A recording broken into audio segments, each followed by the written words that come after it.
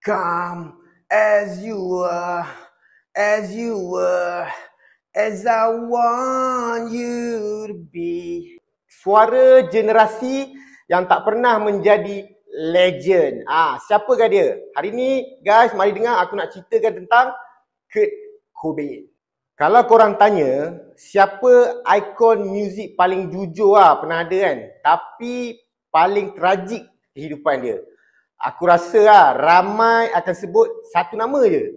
Kurt Cobain. So, Kurt Cobain ni, dia ni lelaki yang kurus, okay, rambut yang kusut masai, suara dia serak-serak basah, tapi bila dia nyanyi, seluruh dunia rasa dia tengah cakap mewakili dunia. Jadi Kurt Cobain ni kan, dia ni bukan sekadar penyanyi tau. Aku macam nak cerita sikit. Dia ni sebenarnya zaman dia tu, dia ni simbol kepada generasi yang hilang. Tapi cuba nak bersuara dekat umum ataupun khalayak ramai. Kurt Donald Cobain lahir tahun 1967 di Aberdeen, Washington. Okay. Hidup Kurt Cobain ni kan, dia ni tak senang tau. Masa dia kecil, mak ayah dia bercerai. Okay. So dari situ dia mula jadi banyak lebih mendiamkan diri. Dia cuba banyak melukis dan dia main muzik. Jadi inilah first step dia jumpa muzik . So dia jumpa gitar pertama dia waktu umur dia 14 tahun. Jadi dari situ muzik ni jadi macam tempat dia nak membahaskan diri dia. Tempat dia lari dari dunia yang tak pernah nak faham dia. Okay, Kurt Cobain ni kalau nak bagi tahu, semua orang tahu kot aku rasa, dia ni memang tak suka sistem, rebel ni orang, tak suka orang yang fake, pura-pura, tapi muzik bagi dia cara untuk dia luahkan semua benda yang terisi dalam hati dia. Okay, so akhir 80-an, Kurt ni dia jumpa Chris Novoselic, dua orang budak biasa yang cuba nak buat muzik luar biasa . Zaman dia tu dia nak buat muzik yang pelik sikit . So pada tahun 1987, mereka berdua ni tubuhkanlah nama band ni Nirvana. Band ni band kecil, tak famous lagi. Tapi masa tu mesej dia orang apa? Memang besar gila. So kita tak perlu sempurna untuk ada nilai. Dia cuba tunjukkan keadaan tu lah. Jadi masa tu sebenarnya muzik dikuasai oleh glam rock dan pop. Tapi Nirvana datang dengan bunyi mentah, kasar dan jujur. Itulah dia orang panggil grunge. Dan bila lagu Smell Like Teen Spirit keluar tahun 1991 tak silap, dunia terus berubah. Ironiknya, Kurt Cobain ni dia benci dunia glamour tau. Dia cuma nak main muzik, tapi dia sebenarnya tak nak jadi artis pun. Dia tak nak jadi selebriti pun. Tapi dunia hiburan tak bagi ruang.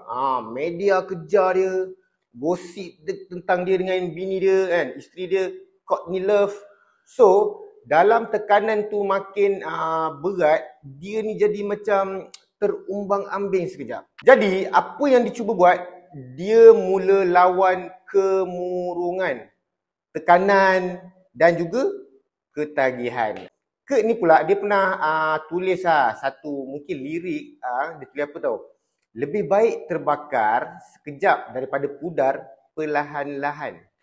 Deep tu bro. Jadi pada tahun 1994, 5 April, Kurt Cobain ni ditemui meninggal dunia dekat rumah dia . Umur dia masa tu lebih kurang 27 tahun.